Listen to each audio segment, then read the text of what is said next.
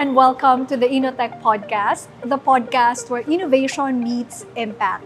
I'm your host, Mitch Saravillo, and we are here at TESDA, or the Technical Education and Skills Development Authority.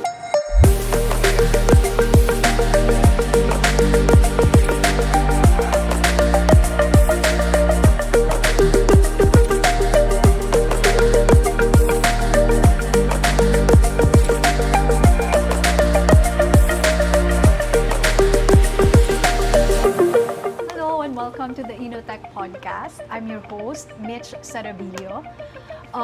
As you can see, our episode is a little bit different today. We are not in our usual studio setting because we have a very special conversation. Our conversation will dive into one of the Philippines' most critical questions. One of the things that's shaping the country's future, the question on skills, how we navigate technology, and how we're preparing our talents for a very fast-changing world. And we have a very special guest. We have Secretary Kiko Benitez, the Director General of Technical Education and Skills Development Authority, or TESDA. Sec, it's an honor. Magandang hapon po, and thank you so much for saying yes to our invitation. Magandang hapon po. Yes.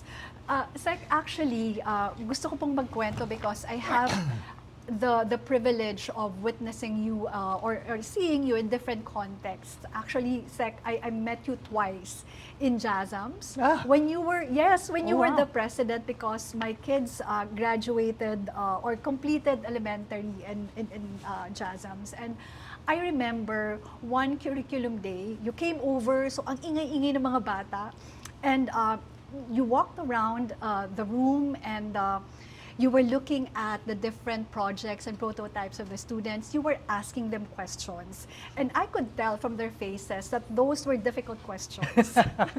Pero ang nanote ko, hindi sila takot.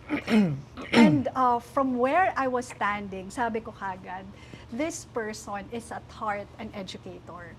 And fast forward, you became a congressman and you authored the Blue Economy Act and you sat on the Creative Industries Committee, and now you're heading TESDA, which has a very different mandate. So my question, Sec, is, with those three different chapters, where you played the role of educator, lawmaker, and now a builder of skilled workers, do you see one consistent thread running through all of them, or did each chapter require you to reinvent yourself along the way? Okay, wow, what a question. The true answer is I don't think I reinvented myself. Yeah, and you are right that my being an educator, in particular being president of PWU and the JASAMS system, no. Sa totoo lang, galing po sa JASAMS, nung naging congressman tayo, we were also one of the principal authors of the EDCOM 2 bill, which is not surprising why I became an EDCOM commissioner. No? So, nung naging bakante po ang TESDA, dahil tumakbo po ng governor si Secretary Mangunda Dato, I answered the call of duty, right, from President Marcos to take on, in fact, a TESDA role. The truth is, PWU in general has had a relationship with TechVoc education from the very beginning. And as you know from JASAMS, JASAMS is always learning by doing and learning through doing. And the truth is, as a kind of education, TechVoc is the kinesthetic, experiential learning that neither DepEd nor CHED, in fact, specialize in. Yeah, so TechVoc is workforce development, but not just. As a mode of education, ang TechVoc po sa totoo lang ang kung tawagin natin ay experiential learning through doing, no? By practice. Kasanayan po ang TechVoc, which is an insight, I think, that my JASAMS days taught me. You already mentioned TVET, no, Sec. Alam naman po natin na in the Philippines, there's still a stigma attached to it. And we know that in the country, most parents would still push for 4-year degrees. Ang sabi nga nila, ang TVET para yan dun sa mga hindi nakakapag-college. So, ang question ko po, Sec, is that stigma TESDA's problem to solve? And if it is, how do we actually start shifting something that is very deep, no? Deep as a generational mindset. It's more than a generational mindset, right? One could argue that this is a mindset that began even in the 19th century, which is that social mobility requires that you don't work with your hands, yeah, but only with your mind. So ang white collar work po, ang professional work, ito ay matagal na hangarin at pangarap po ng bawat Pilipino ng mga pamilya na gusto makapagtapos ang kanilang mga anak ng 4-year college degree, no?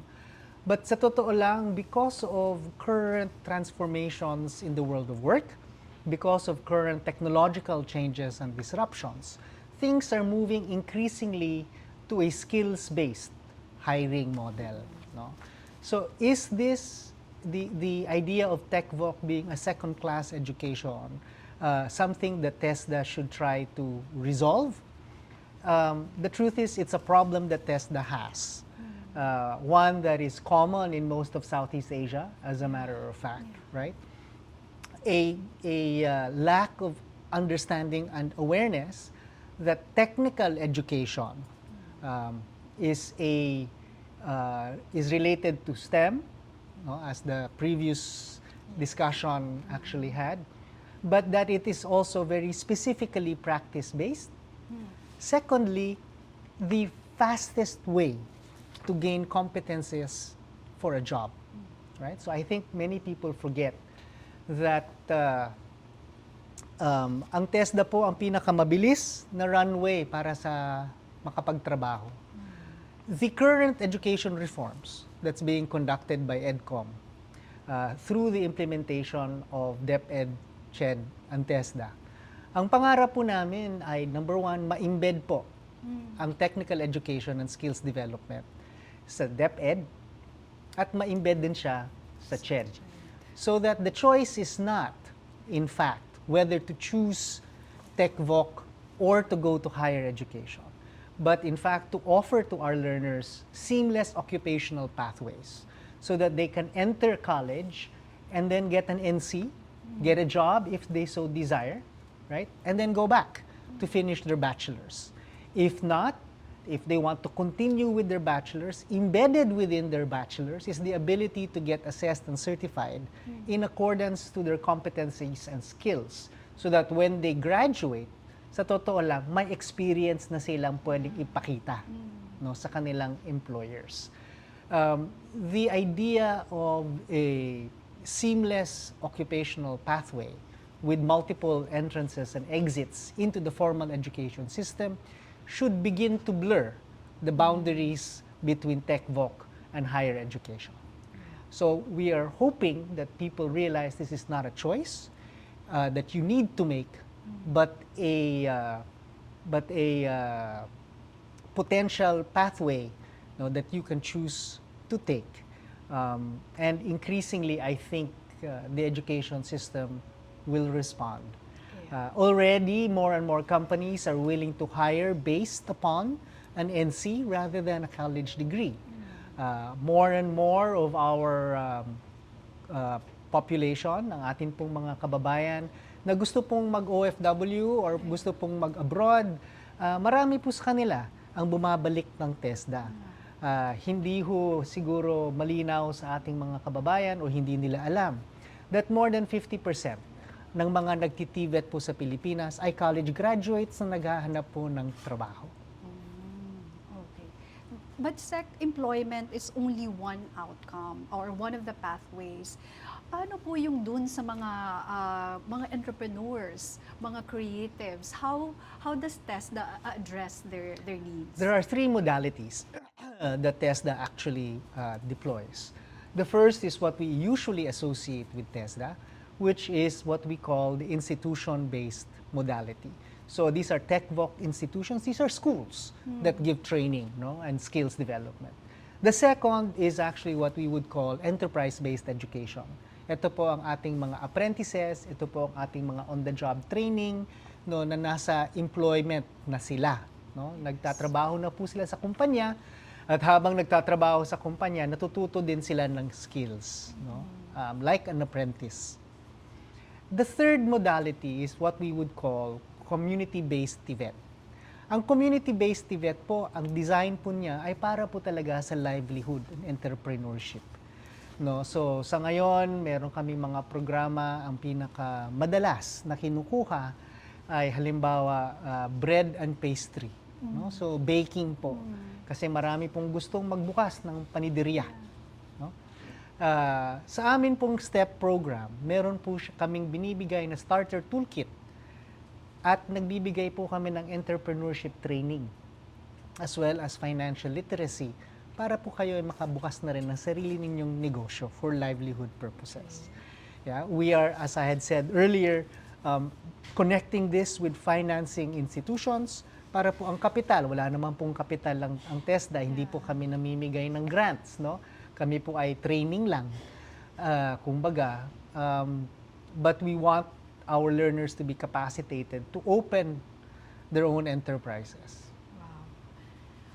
Sec, kanina, natanong ko yung tungkol doon sa stigma, but we're also seeing that there's a new generation of young Filipinos coming up.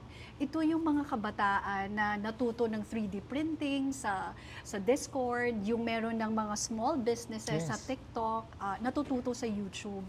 So, they are learning, they're actually skilling themselves, di ba? Very interestingly, pero in ways that are not yet recognized by our system. So, yung question ko, Sec, how are they changing the way we look at skills and also work? And how is TESDA meeting where they are now? Okay. So, excellent question. It might be siguro best for me to contextualize it within the question of increasing our pipeline and expanding our pipeline of training para mas marami po tayong matrain at mas marami po tayong ma-recognize at ma-certify. Meron pong sistema ang TESDA, kagaya po ng CHED. So ang CHED po may batas, ang kanilang tinatawag na ETIAP, no? Which is an equivalency of your work experience into a degree program. Ang TESDA rin po merong recognition of prior learning. So meron po kaming mga tao na nasa industriya, matagal na nagtatrabaho, pwede po silang bumalik at magpa-assess at makakuha ng NC. No? So ang certification system po ng TESDA ay hiwalay sa training system ng TESDA. Right? So pwede po kayong mag-YouTube kung ang palagay ninyo na kayo po ay may sapat na kasanayan na ipapakita. Kasi kagaya ng sinabi ko rin, practice-based, no? Learning through doing ang TESDA. And you will be considered competent, pwede po kayong magpa-assess at mabibigyan po kayo ng certification. The other thing that we have done is to expand, in fact, our eTESDA platform. So TESDA itself actually has MOOCs para pong Coursera for free po online on the eTESDA platform or the TESDA online platform. Kung saan marami po kaming mga training, no, na pwedeng makita na ginawang modules galing po sa aming mga training regulations. Pero kabahagi na rin po ng eTESDA ang mga partners namin. So for example, we have cybersecurity training online for free in accordance with Microsoft training. No, we have with Google, we have with IBM, and so on and so forth. This is in recognition of the need to increase and improve digital services, as well as is part of our AI upskilling roadmap. No? Siguro dapat ko ring ibanggit, no, or banggitin na meron pong task force si President Marcos for an AI roadmap. Ang head po ng task force ay DOST. Pero ang workforce development upskilling roadmap po ay nasa TESDA at nasa CHED. no? Ito rin ay isang ino-offer po namin sa repatriated OFWs, no, na nanggagaling po sa Middle East halimbawa, kung saan nagbibigay po kami ng vouchers for them to undergo training. And one of the things that we have decided to offer them as an occupational pathway is actually AI upskilling. So, pwede po kayong mag-training na maging virtual assistant. Pwede po kayong maging data annotator. Pwede po kayong maging prompt engineer, no? All the way po up to becoming a telemarketer, digital marketing, e-commerce, kung gusto ho ninyo ng live streaming selling, ay lahat ho yan may TESDA training, no? At meron pong certificate of completion kung sakali para po ang ating mga OFW in this particular case ay pwede pong makapaghanap ng sarili rin nilang trabaho or sideline kung sakali, no? Na makatulong po sa kanila in terms of their livelihood and their employment. Yes. Zach, it's good that you already mentioned AI and all these, technologies and your partners. I'm sure TESDA has a lot of partners. And yung question ko ngayon, Sec, is about the speed problem. Kasi as we all know, the biggest problem, or one of the biggest challenges really today is speed. Di ba, alam natin na AI is no longer just affecting yung mga low-skill work. Di ba, AI is now doing coding, nagko-content writing na rin, and then even parts of legal research.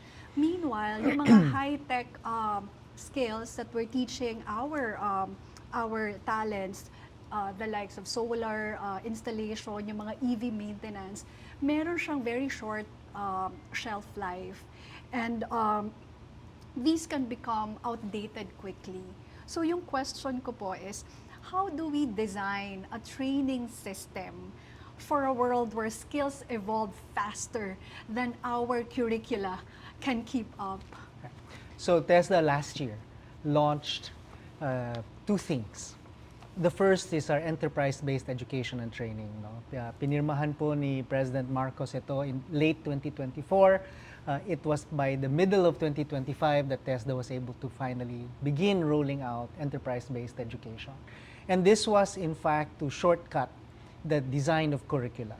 So now TESDA has an opportunity and a protocol for enterprises themselves or industry itself to help us design training programs and training plans. In the meantime, we also launched simultaneous to that ang ating pong micro-credential process. So, matagal na po naming alam na kung minsan ang pagkakaiba po ng training regulations namin at ang pangangailangan ng industriya ay iilan lang na competencies na kulang. So, meron po tayong proseso not only for recognition of prior learning that I said earlier, we also have a process for creating micro-credentials that can range from 2 to 3 days a module, no? All the way to 3 months, no? Or month and a half siguro, no, that can be bundled as units of competency towards po as an NC kung yun ang hinahanap or kailangan. So ang unang-una siguro na sagot is addressing the job skills mismatch through enterprise-based education where industry itself dictates the training plans. The second really is micro-credentials, which can be stacked and rebundled in accordance with, no, the needs of the time. We're hoping that these two things can help us not only address the job skills mismatch, but help us become more flexible, no, and quicker in terms of our response.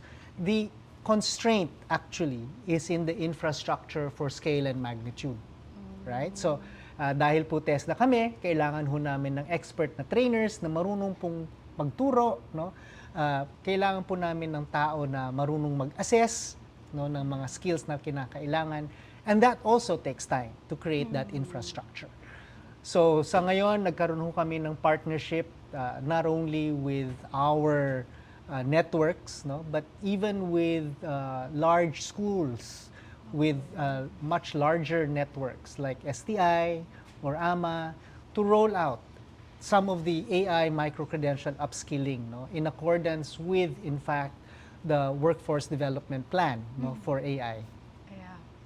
I think ito talaga yung strength ng TESDA. The industry partnerships very strong, which actually allows you to be very agile and flexible to the needs of or the demands of the industry. And also I'm noting down the stackable and bundleable micro credentials. So thank you, Sec. So ayoko naman pong puro challenges yung ating pag-usapan, ano. I'd like to ask you, Sec, right now, in 2026, what genuinely makes you hopeful about the future of skilled work in the Philippines? Siguro what makes me genuinely hopeful is, well, three things. The first is we actually have a president and an administration who understands education and its challenges. No, and has therefore mandated, meron pong administrative order na gumawa po ng Education and Workforce Development Group na nanggaling po sa Malacanang.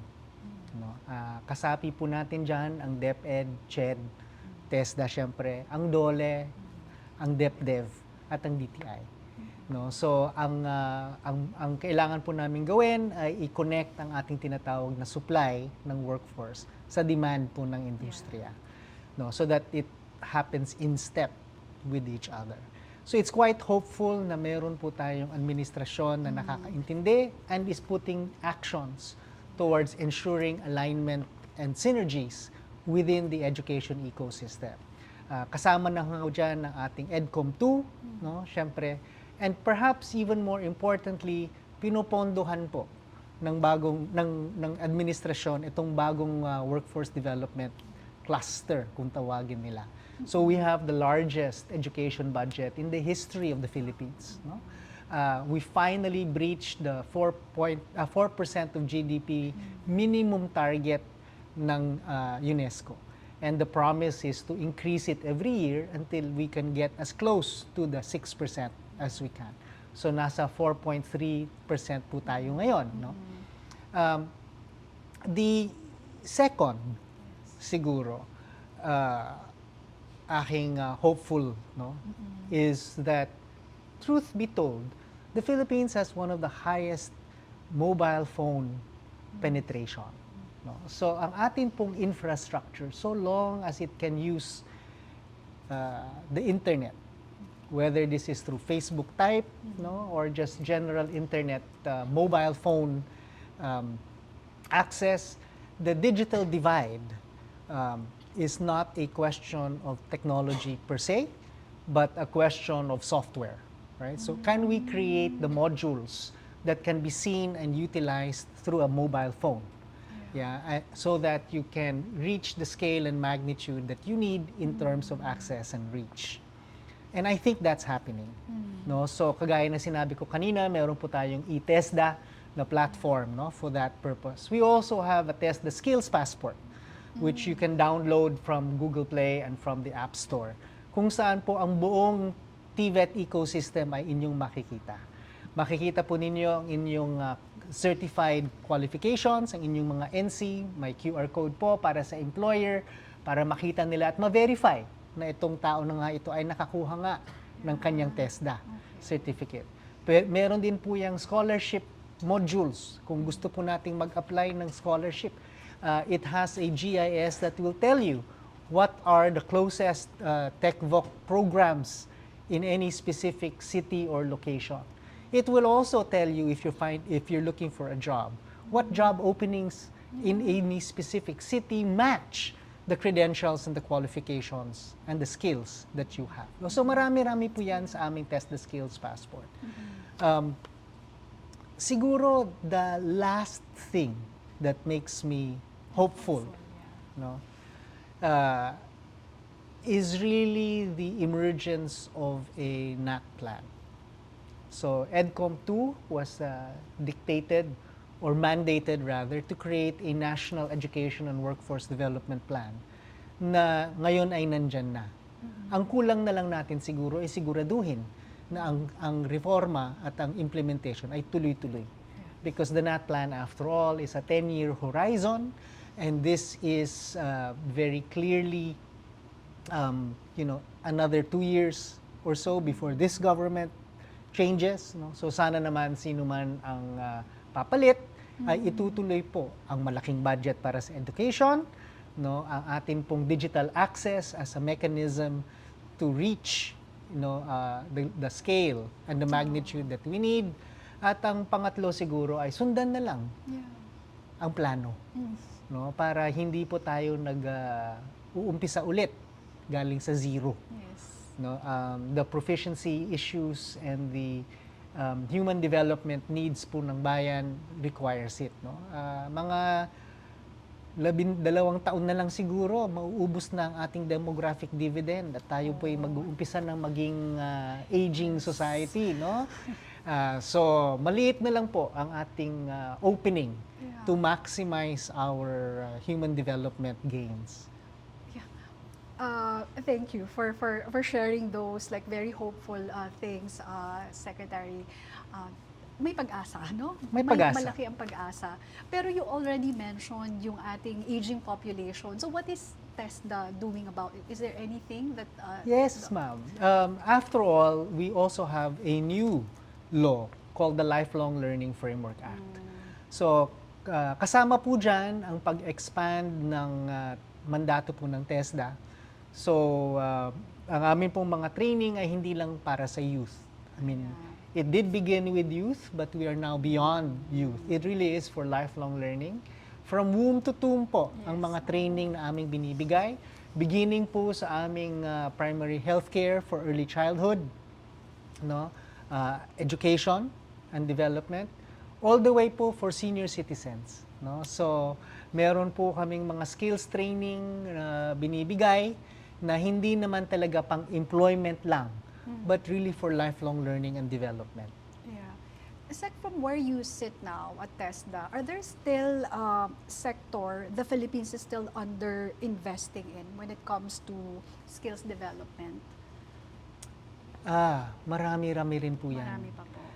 But the truth is, even in the sectors that we are investing in as a country, ang problema po natin, binabayaran po ng Pilipinas ang skills development po ng buong mundo. No? Because we train so well, so many of our graduates end up overseas. Yes. Yeah? Okay. Which creates, in fact, a shortage of workforce locally, of skilled workforce. Because our skilled workforce generally are not here. Yeah? The turnover rates are very high. So even in the sectors that we have invested in, we still need to invest more to make sure that our pipeline, as I said kanina, is as wide and as deep as it can be, sapagkat ang hinahanap ko ngayon na trabaho ng Pilipino ay hindi lang local kundi global. So the skills training system has to address both needs at the same time. There's that bridging. So, the World Economic Forum estimated that by 2030, nearly 39% of core job skills will have changed. Ang tanong ko po, what skills do you think will endure and will remain relevant for our Filipino talents? Okay. So, katumbas huton siguro or konektado dun sa tinanong mo kanina about bias against blue-collar work, no? The advent of AI has meant that most of the higher order calculations will be done much more quickly by AI than by human hands, right? So there are two things that fall out or emerge from that. The first is those that are actually have those jobs that have physical components will be the last to be replaced, right? So kung ang bias ho ninyo ay ayaw nyo ng mga tubero, sa totoo lang, mauuna pong mawawala ang bookkeeper bago mawala ang tubero. Mauuna pong mawawala ang abogado, ano? Bago po mawala ang mason. Right? So the bias against blue-collar work, manual labor, and trades will be shifting as more and more people realize that the fourth industrial revolution will take time before these people can actually be replaced. The second is there must be a much clearer awareness and focus on those things that AI actually cannot do. which are really innovation and creativity on one side. And the second is interpersonal skills, whether this is a community of care, whether this is collaboration, and then the third is skills for evaluation, judgment, and critical thinking, right? So these are the kinds of soft skills, no, na sa totoo lang kailangan nating i-embed sa buong education and training systems, because these are the things that set us apart from artificial intelligence. Yes. Thank you, Sec. I'd like for us to end on something more reflective, kasi alam ko, Sec, that you spent years studying literature, diba? And I know you appreciate the magic of stories. And stories don't just reflect our reality, they actually shape our reality. So for decades, the story in the Philippines is that college is the prize, and TVET is plan B. So if you had the chance to rewrite that story, what would it say? What it would say is understand which disposition you actually have. Some people are actually better suited for experiential, hands-on type of occupations. No? And that in fact, the line of technical education and TVET does not end with middle-level skills. Dahil nga po sa teknolohiya, no, dahil nga po sa Fourth Industrial Revolution, kung ang iniisip po natin na ang TESDA at ang TVET ay tubero lamang, tayo po ay nagkakamali. No? Meron pong ICT, meron pong AI training, at pangatlo siguro, no? So the first is know yourself. Yeah, we cater to a different kind of learning modality, having to do with your body, with your kinesthetic practice. The second, in fact, is we are no longer in the middle level skills division, kumbaga. No, that the distinctions between middle and higher levels have been erased because of technological changes. No, so ang sigurong pangatlo na magandang sabihin is ang technical education po nag-uumpisa, no, sa STEM. At ito po ay hindi natatapos sa diploma program. May continuity po, no, ang technical education all the way up, no? Kung baga sa PQF, sa Philippine Qualifications Framework, ay meron pong level 6 na technical education, meron pong level 7, etc. and etc. And the new PQF descriptors, no? And baka hindi rin ho alam ng ating mga kababayan na ang bago pong level descriptors ng PQF na this January lang po inaprubahan ni Secretary Angara at ng Council is probably the most sophisticated qualifications framework in ASEAN. Nasa ngayon ay binabalikan po ng ating mga ASEAN neighbors dahil tayo po ay nag-revise na, no, in accordance to our mandate, no, against the ASEAN Qualifications Referencing Framework. At so, ulitin ko lang, no, ang unang-una is kinesthetic learning, ang TechVoc, at ito ay applicable, pangalawa, sa lahat ng levels, pati po sa CHED. Kailangan po nating maintindihan ang performance tasks, no? At ang ability po to do something based on practice. At siguro ang huli ay sabihin na hindi na ho masyadong malinaw na magkaiba pa ang TechVoc or ang TVET sa higher education. No? Ito po ay nagbo-blur na, no? Para meron pong seamless pathway kagaya na sinabi ko kanina. Maraming salamat po, Secretary, and maraming salamat for your time in this very insightful conversation. And we wish you all the best in your very important work. Thank you. And that ends our episode for this afternoon. So if you enjoyed the discussion, please like, share, and subscribe to our social media platforms seen on the screen. This is Mitch, your host for this afternoon. Maraming salamat.